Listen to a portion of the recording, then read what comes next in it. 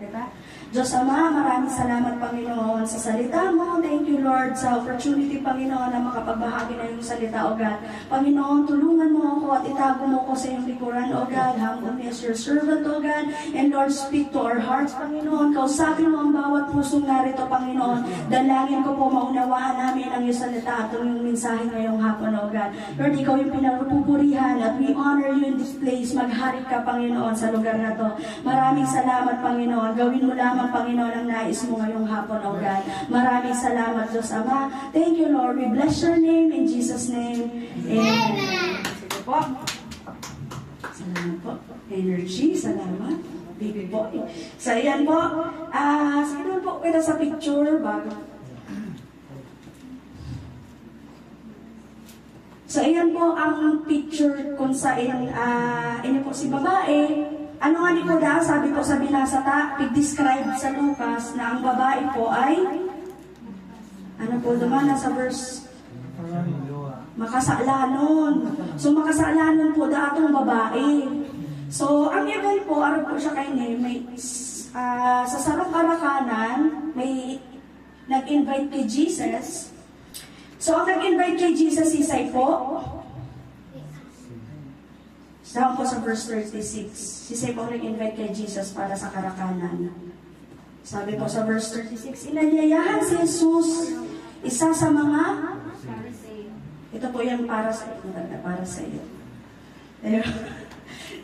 Sinda po itong nangangarang ni tataramo ng salita ng panahon. Sinda po ito yung mga, ito may araw po kaya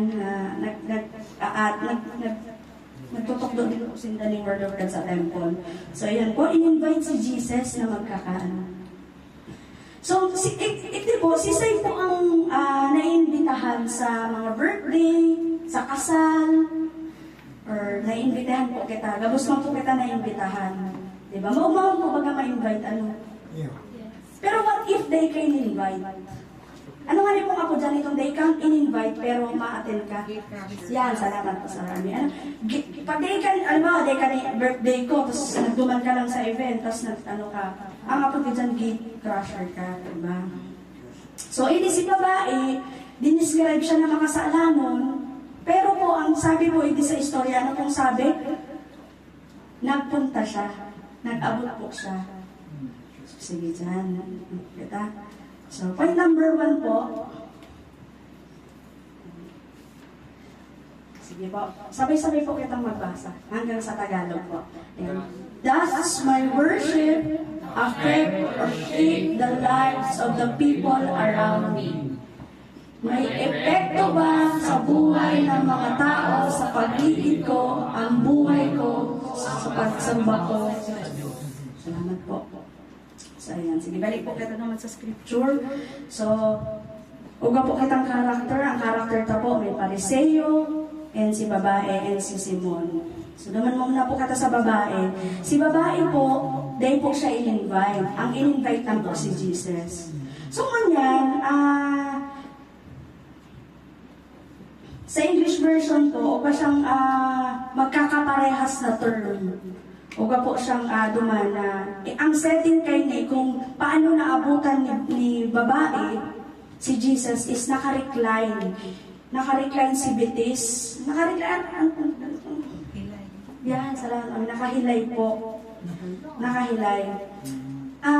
Inadal ko po kung paano po siya naka-recline sa table. Kasi kang inot na panahon na po, itong custom ninda, pag nagkakarakanan da po, na inada po ni ka mga kampanahon na ni Jesus.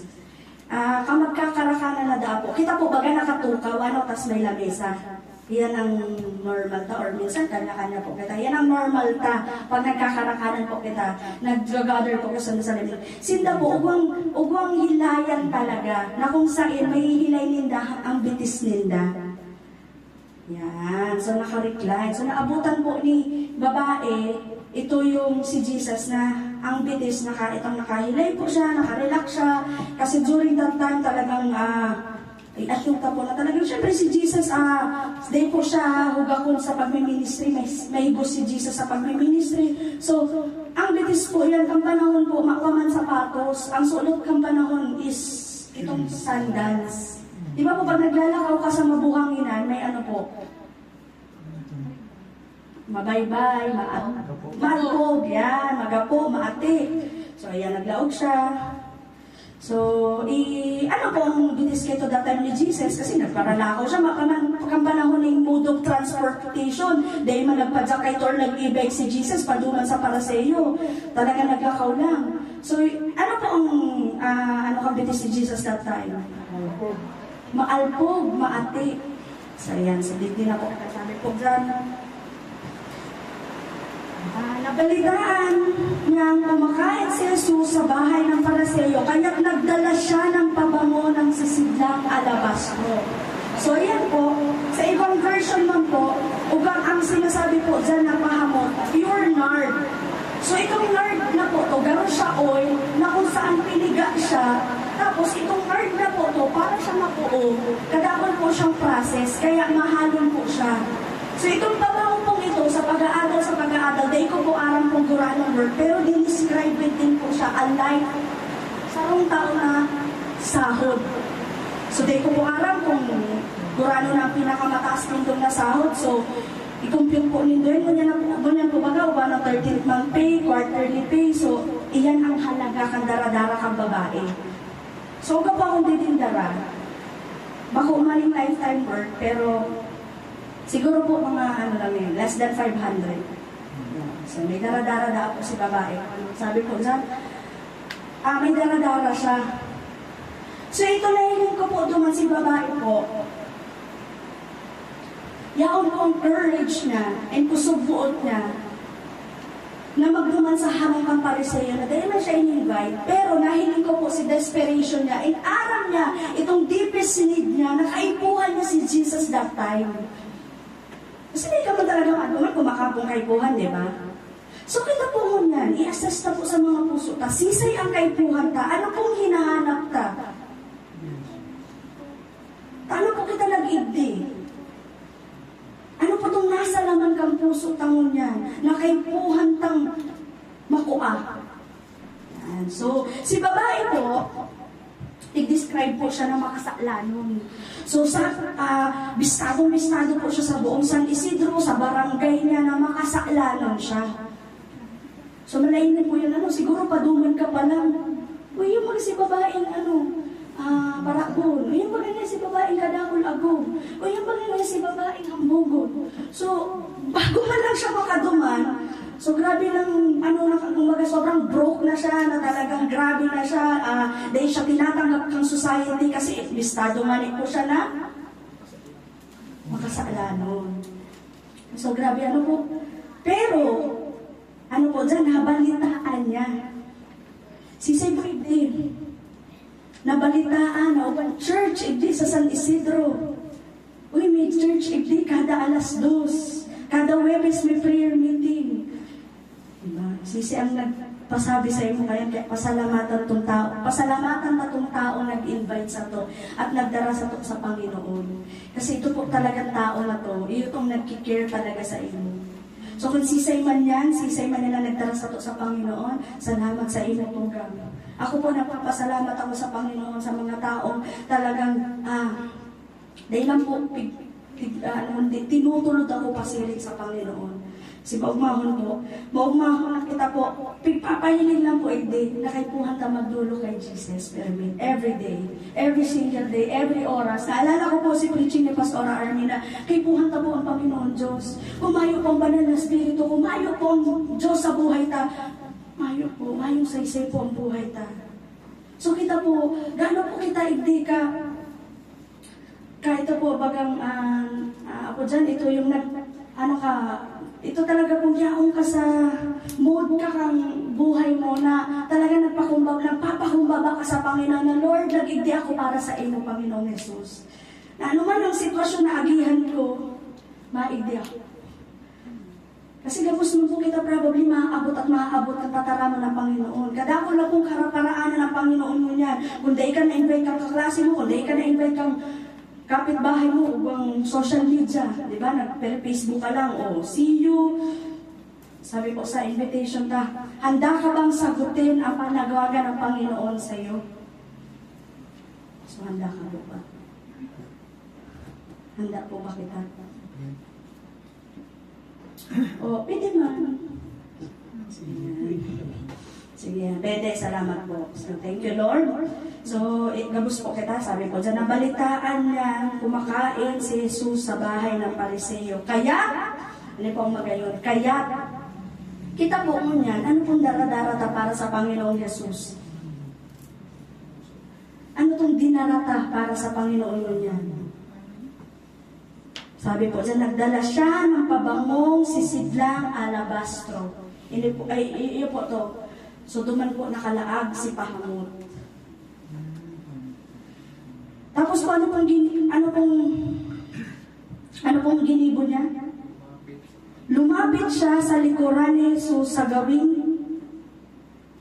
paanan. Dahil nga po, tinag siya na makasalanon. So, nag-respond siya duman. Aram niya, ang deepest need niya, aram niya na makasalanan siya, aram niya na si Jesus lang ang makakapag-ayos ng buhay niya, na si Lord lang, aram niya na pag nagrally siya kay Jesus, maaayos ang buhay niya. Dawa po masakit. Padagos po kita magrally sa Panginoon.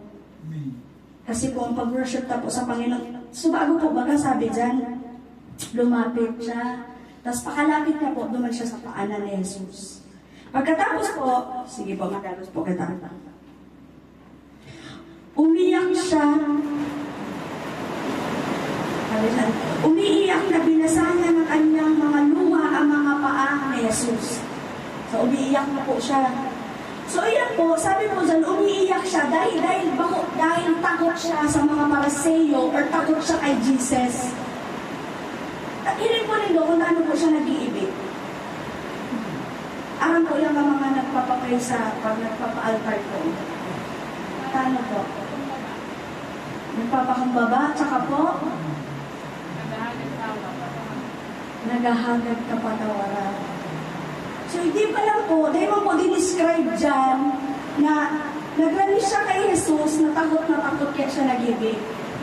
Nag-iibig siya kasi dahil po, aram niya makasalanan siya, nagrally siya sa Panginoon, inamin niya na makasalanan siya. Aram niya na kaipuhan niya si Jesus. Aram niya na si Jesus lang ang makakabuo sa iya. Aram niya na pag nagdulog siya sa Panginoon, bakong condemnation ang mararanasan niya. Dahil, kapag ang nayasi, makasalanon. Ano pong sabi? Ano pong ginibo niya?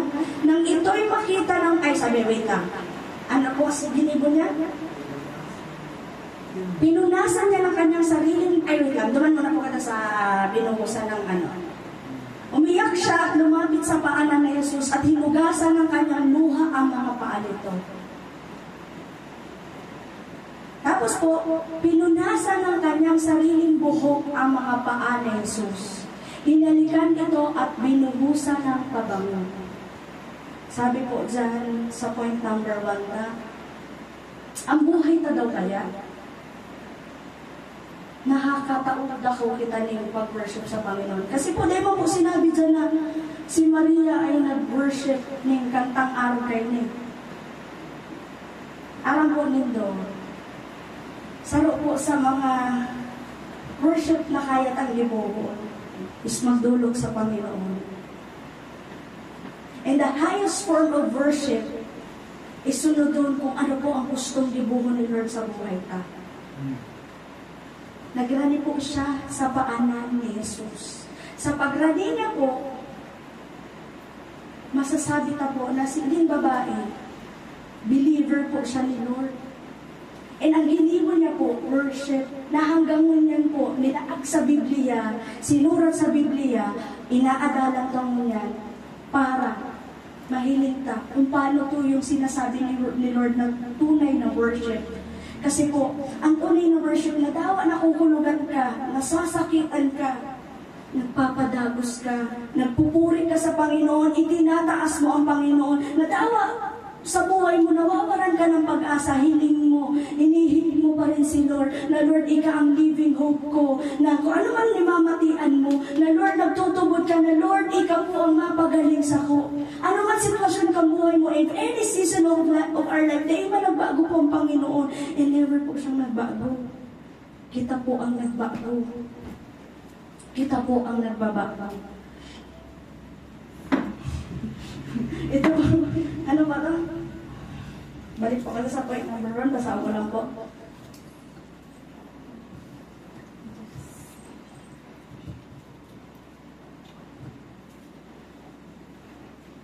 Ay, sige, ano po, sabi niya. May epekto ba sa buhay ng mga tao sa paligid ko? Ang buhay ko o ang pagsamba ko sa Diyos? Kung paano po ba kita mag-worship yun yan? Hindi ko sinasabi po, pag nag-worship ako, hilingon mo ko. Pero kung paano po tatauan, pahalaga ang Panginoon? Nahihiling ba ito kang ibang tao? O other term or likewise na kabaliktaran na nahihiling ka na nakakadaog ka ng Word of God, binago ka na ni Lord, pero nagbalik ka pa din kung sa iyong pinalaya ng Panginoon. Pero sabi po dyan, ang pag-worship na dapat po sa Panginoon is talagang, ito po talagang magkakauba po kitang change of heart. Dahil lang po kita mahibi, dahil inaakot ka ng mga kasalanan, kundi magkakauba po kitang, mababago po ang kaisipan na, Lord, patawaran mo po. Makasalanan ako. Pero magayunan po ang attitude kang babae kasi despite na alam niya na sinasarabihan na siya ng makasalanan siya, yaong pa rin ang pag-persevere niya sa pagrani sa Panginoon. Na dahil siya nagduwa-duwa na magrani sa Panginoon. And may ginibo siya. Uga po siyang may action siya. Ano pong ginibo niya? Binuhusan niya ng pabango ay nag-ibi po siya. Sabi po dito sa bago, makati ang bilis ni Jesus ka. Ano po, diba? Naglakaw. Halik sa paghayo. So, tayo po niya ininda to na maakti ang ano ni Jesus. Nag-ibig siya. And sa pag-ibig na po, daing na lang po, usually po, kapag basa ang sarong bagay, ano pong ginagamit para pampunas? Yamit or labakara po or ano something, di ba? Siya po, ano pong gamit siyang pampunas sa sariling buhok? Ang buhok po, nagsisimbolo po siya ng crowning glory ka mga babae. So kaya ayusin na mga doctors. So ilan. And ang pabango po, sabi po sa Numbers, sa Old Testament, 15:13, hindi ko po sure kung dyan, na sinasabi po dyan, si Lord, si God, si Yahweh, gusto niya tong burnt offering na kung saan ginagamit para maging incense sa throne niya, mabangong samyo. Kita po, ano na natauta sa Panginoon na masasabi na, Lord, this is for you. Use it as an incense to your throne. Kasi po, baga ang mapahamot po ako, pero bako hindi. Di ba po? Medyo mahapos lang po siya. So, pag nagpahamot ka po, ano pong mapaparamdam mo? Mahamot. Mahamot. Depende sa sense kang pahamot na gusto ta. So kita po, pag binuksan ang puso mo niya, mahihiling talaga kaya ang pag-worship ta na tunay kitang nag-worship sa Panginoon. O nagpipikik-pikian lang kita ng nagkakanta-kanta, pero deep inside the heart na gusto ta na mag-uli, naboboring ka na. Kasi ang tunay na pag-worship po sa Panginoon, talagang itatao mo ang gabos kasi naunawaan mo na you are a sinner, tapos tinanggap ka ng Panginoon, hindi ka niya hiniling na makasalanan. Hiniling ka niya. Kundi, and saro pa po sa nahiling ko, hindi pinahalagahan na agad ang, saro, di ba po, tinokdo po. Ano po tinokdo ni Pastor Army na Sunday? About honor, pag-honor. So si babae po, dahil po siya naglaog para nag-introduction, ako po si babaeng makasalanon, agad-agad po niranihan niya si Jesus. And agad-agad po kung ano tong purpose na, ano tong kaikuhan niya, tigibo niya agad. So nahiling ko po itong pag-honor niya sa Panginoon. In-honor niya si oras ng Panginoon.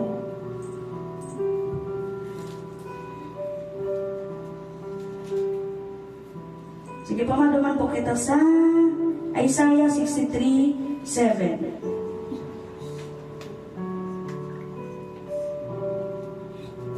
Sa English po, sabi po dyan, I will tell all the kindness of the Lord, the deeds of which He to be praised, according to all the Lord has done. Yes, many good things He has done for Israel, according to His companion and kindness. Sa Tagalog po, sabi po dyan, aking sasaysayin ang pag-ibig ni Yahweh na hindi nagmamaliw. Pupurihin ko siya sa lahat ng bagay na kanyang ginawa para sa atin. Tunay na kanyang pinagpala ang bansang Israel dahil sa kahabagan niya at wagas na pag-ibig. So may hininta po na grabe po kita kahabagan ng Panginoon, na grabe po itong kindness niya, yung mercy niya, yung grabe po ang pagmamahal ng Panginoon, His reckless love of God, His amazing love, na talagang nakakahibik po kapag gabos po kita, naunawaan ta na kita hindi makasalanon pero pinadangat ng Panginoon.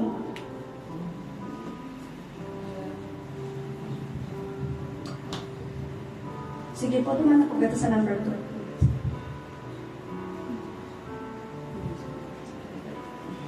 Sabi po dyan,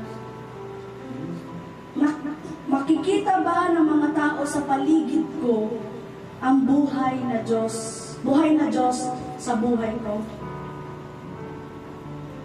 Do people around me recognize God's presence? Sabi po dyan, nang ito'y makita ng Pariseo, nag-anyaya kay Jesus. Ini po itong nag-invite kay Jesus na magkakanin. Sabi po,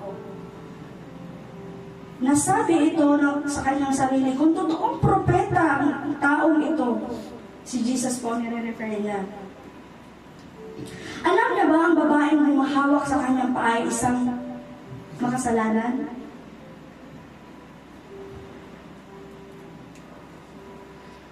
So, sisay, reflecta po sa story kung sisay po kita hindi, kung si babae, si Pariseo, or si Simon po.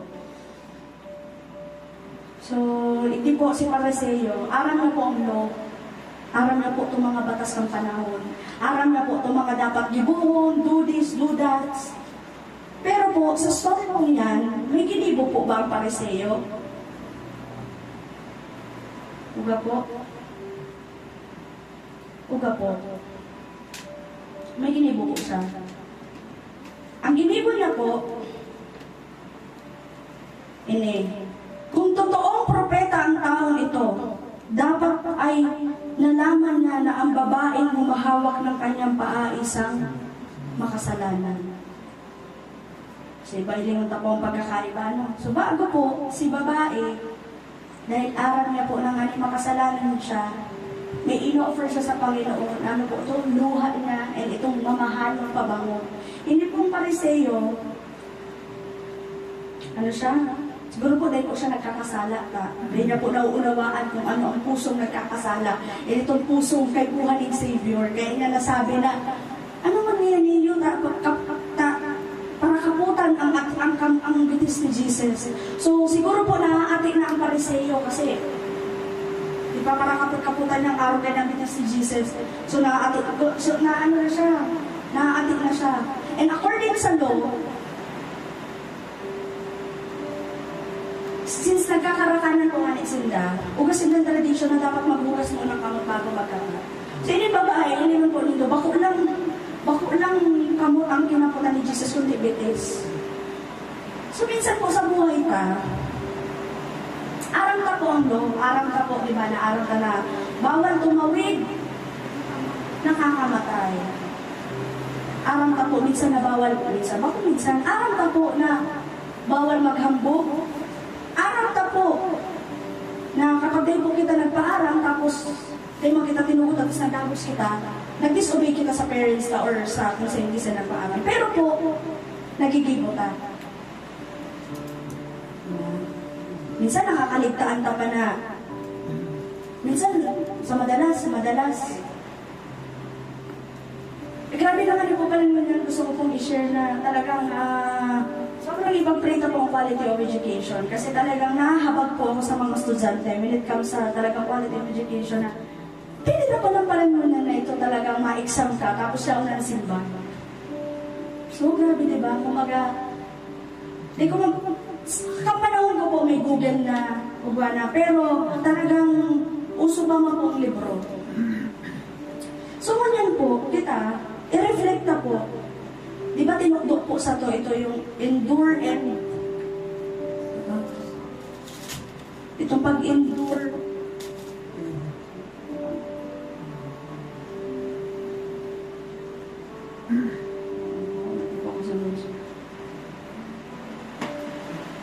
Ito pong tinukdok ni Pastor Ralph.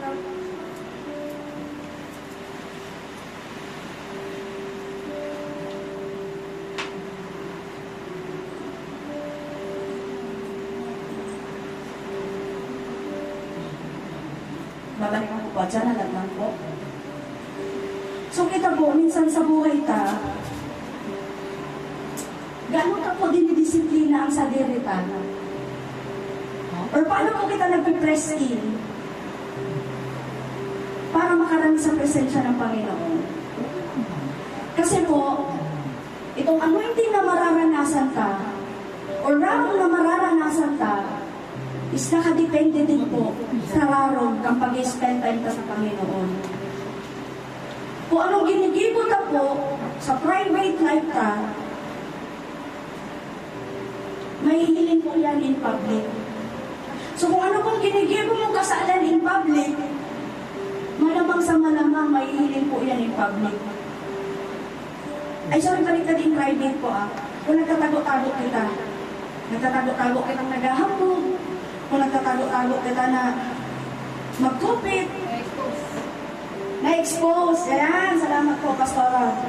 Kaya kung ako mo ma-expose, ngunyan pala mag-repent ka na. Diba? Ngunyan pala mag-amin ka na, nagkasala po kaya ako. Kaya maghanap ka pong accountability partner. Pumayo pa po maghanap ka ng ma-disciple sa iyo. Yan. Kasi malamang sa malamang may expose ka, kaya magugulat ka na bigla na lang may hiling mo mag-agi na mamantuyo. Dahil makukubalan ka. Diba?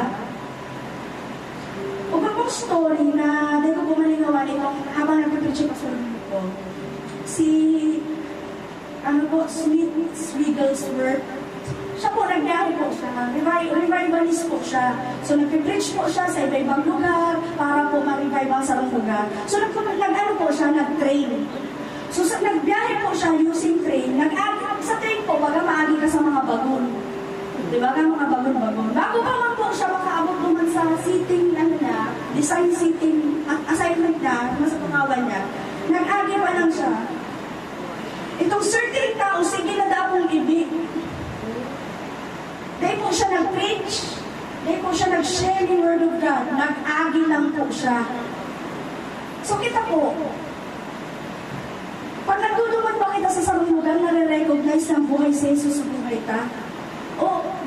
Pero perpetuan mo kasi Lord nun yan Kasi po kapag puspos po kita ng banal na spirito, napaka-evident po yan sa buhay ta. May hihiling at may hihiling po yan sa mukha mo. Mag-glow ka, may hiling na maugmahon. Kaya dito po sa Darby, nagtataming nakangiri, pero may maugmahon. Sa simpleng bagay, ugmahon na siya. Diba? Grabe na ang ngirit niya. Ano po, napaka-evident ang banal na spirito sa buhay niya. So dito po, sisay po ang mas nangingibabaw sa puso tangon niyan.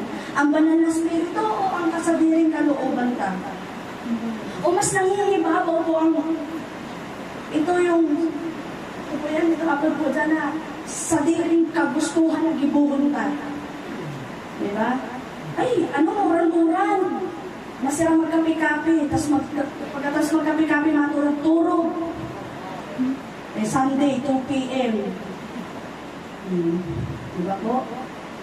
Nasasara po kita at isasara po kita. So just si God po, ano po siya, righteous God siya, just God po siya. Aram niya po at aram niya po ang kondisyon ng puso ang ngunyan.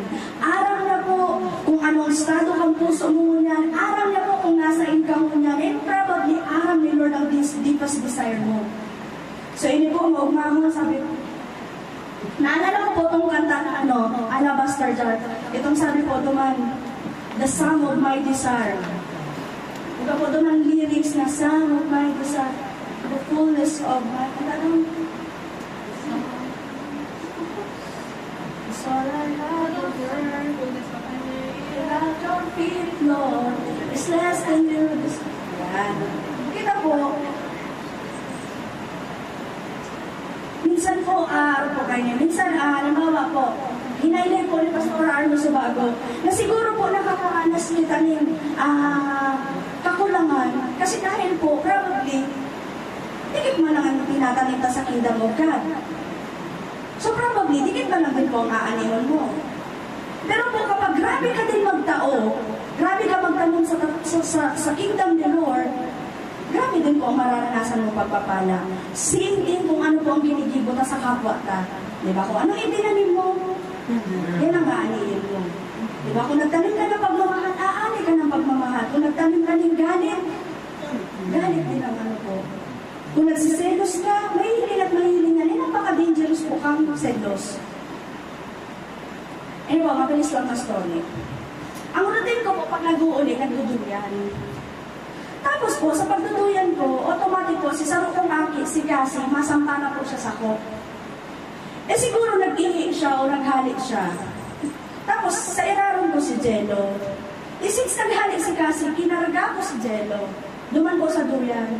Kasi sinabihan ko, anak, I love you. Ina-affirm ko siya kung gaano ko kapadakat si Jello. Tapos di ko po aram na nasa likod na pala si Cassie ang duyan. Aram ko nito, bigyan na lang ako nahulog sa duyan. Tano po, hinat-ngat ni Cassie kong duyan. So malala ang selos. Dangerous. Dahil po kita magselos. Kung nagsiselos ka, ngayon po, dito sa river, dahil po kita magtarampuhan.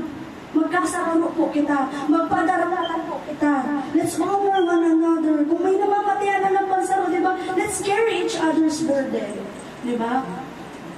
Magtarabangan po kita. Sarong pamilya po kita, hindi. Dahil ita po pa naigi ng selo sa puso ka. Di ba? O tano yan na pupusta. Tano yan nakakapag-intang sa ako dahil pa. I-desire mo pa. Di ba? Dahil ita po question noon kung paano naghihiro ang Panginoon sa lambang saro. Mahalaga po ang buhay ta po, nagiging living testimony sa kapwa ta, sa luwas, and lalo po kung nasa info kita mo yan. Na maiiling po talaga ninda na, ay, iyo, born again yan. O baka sabi yun, kung iba pang religion mo, kaya mag-repent po kita. Pag sinabihan ka, ay, maumahon po, kansuunha talagang grabe po. Grabe ang handaan. Grabe po. Pag ulit ko talagang sobrang traffic, grabing tao habang ng sinalilon. Tapos po, kasabasag mo po ako, masira po si Milindalan eh. Itong sarong-harong na inagihan ko, sabi kang ninong ko po siya, sabi niya, aba, kain na. May nagsabi pong saro, sabi niya, hindi manginin makakan, tabor na din nga. Sabi ko po, salamat po. Pero nabuli na po talaga ako. Pero po, nagpadara pa rin po siya nakakanon sa harong. Pero po, dahil po ako naglaog naman, nagdagos para, kung ako po, kahit siguro kung ako, kahit na talagang dahil po umahan sa makakanak ako. Pero po, against sa conviction ta, against sa pananampalataya, dahil ta na lang po gibuho, na hali-hali ta pong ilalagaan ang pananampalataya mo, sa sarong kanon, sa sarong karni, i-ribay mo. Data po i-ribay or i-trade ang sarong bagay na bako man for eternity. Duman po kita sa mga bagay na makapanglangit. Diba? Kung natitem ka mo na tinitem ka, ang kaluyahan ta is, sabihin na po arak, beer. Kasi probably, ititem kita. Pero po, di ko po sinabi na babayaan ka ni Lord dyan. Pero po, tatabangan ka ni Lord to say no. Kasi po pinagtagumpayan ka na ni Lord. Niridim ka na niya.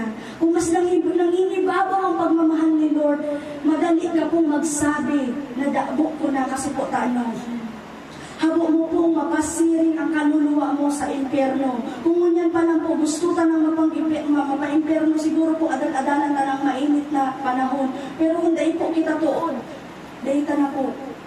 Adalan ta po ngunyan kung paano magpuri sa Panginoon. Adalan ta po kung paano maging mamuhay ng banal. Adalan ta po kung ano po ang mga bagay na makakatabang sa to para dahil na po kita mahulog sa kasalan. Kasi minsan akala ta nakatindog kita. pero pahulog ka na pala. Adanan ka po. Kasi po sa Panginoon, seryoso po sa pag-aabot sa to. Si Lord po, seryoso po siya sa pagmamahal niya sa to. Si Jesus po, seryoso na pong ginipo itong ginipo niya on the cross. Dahil po siya nagduwa-duwa na ipako sa cross. Para ano po? Sa kasalan ko, sa kasalan mo. Kaya po may nararanasan kitang amazing grace, amazing love of God, and unconditional love. Siguro po kung dahil nagadan si Kristo sa krus ng Kalbaryo, malamang po, gabos po kita pa impyerno. Aram ta po ang katotohanan na kapag daita po tinanggap si Jesus sa info kita, impyerno. Kasi sabi po, ang kabayaran ng kasalanan ay narata po yan.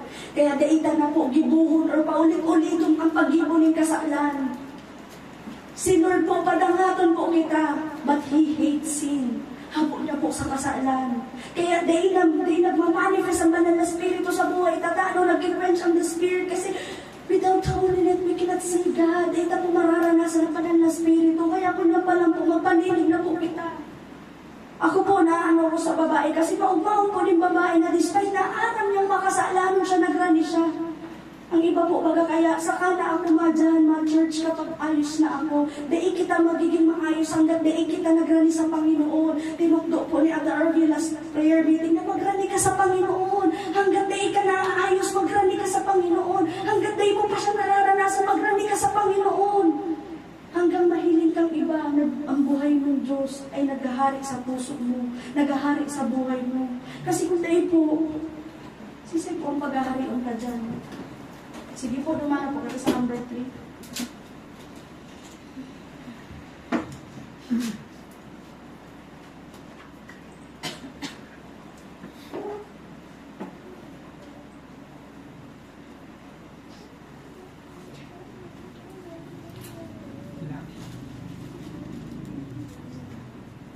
Masasabi ba nila na may bago sa akin? Sabi po dyan.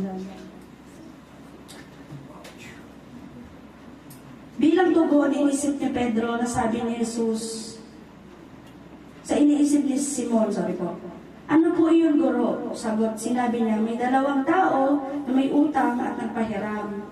So parehas po siya pinatawad. Magkaiba lang po ng amount. Pero ano sabi po ni Jesus? Ano pong response ni Jesus? Excuse me po, ika ngaya, nagduman ako sa harong mo, pero dahil mo man lang ako, inofera na, o Marina, hindi ka Jesus maglinig yung bitis. O Jesus, kape mo po. O Jesus, hindi ka po magtuka sa couch para komportable ka.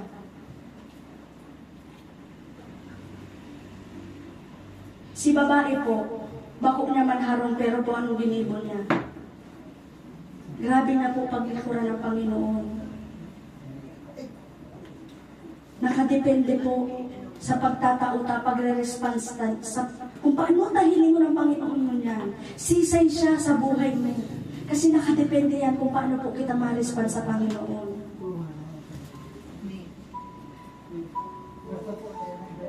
Talagang kay po handa pong idinayang sa tuyang mga sarili, sa sadiri. Kay po handa pong i-crucify, sabi sa Galatians 2:22. Para po mag-resurrect ang Panginoon. And itong level of worship na hinahagad ng Panginoon is through our pain. Gabos po kita nakulugan, gabos po kita may inaagi ang pagsubok, and gabos po kita minsan nawawaran pag-asa. Pero kita pong tandaan, He is a loving Father. Sabay-sabay taluig daw, sabi ko ng John 3:16 sa Tagalog po.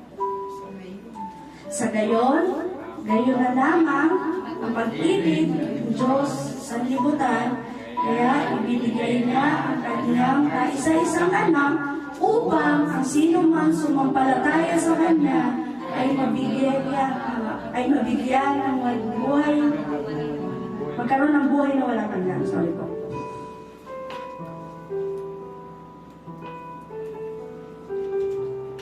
Sabi po dyan, gayon na lamang ang pag-ibig ni Lord kay Jane. Kay Joseph. Kay Joseph, welcome home, brother. Kaya itinauna si Jesus. Gusto Gusto na pong maranasan ang kapuspusan ng Banal na Espiritu, itong fullness of His presence.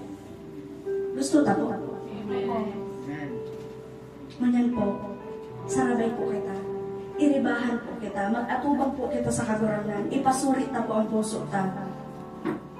Sabihin na po ang kondisyon ng puso ta. Malamang po, nahihiling po kita ni Lord. May x-ray sa langit po. May CCTV. Aram po ni Lord ang ginibo ta sa private or sa public man. And aram ni Lord ang iniisip mo yan.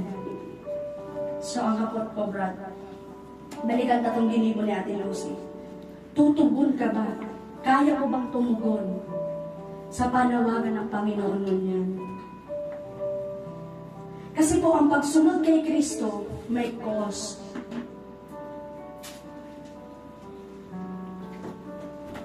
Ang pagsunod kay Kristo, ang sabi na po, pasanon ang sarili araw-araw, ba kung every Sunday, every Monday, kundi araw-araw mo pasanon ang krus. Kung hinahangad ta po na maranasan ta ang Panginoon mo niyan, gabos po kita, pati po ako. Mag-repent sa atubangan ng Panginoon.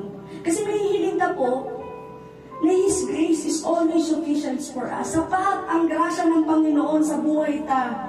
Ako nga rin po nakakatindog mo niyan dahil po nakaibuhan ko magtindog, kundi naunawaan ko po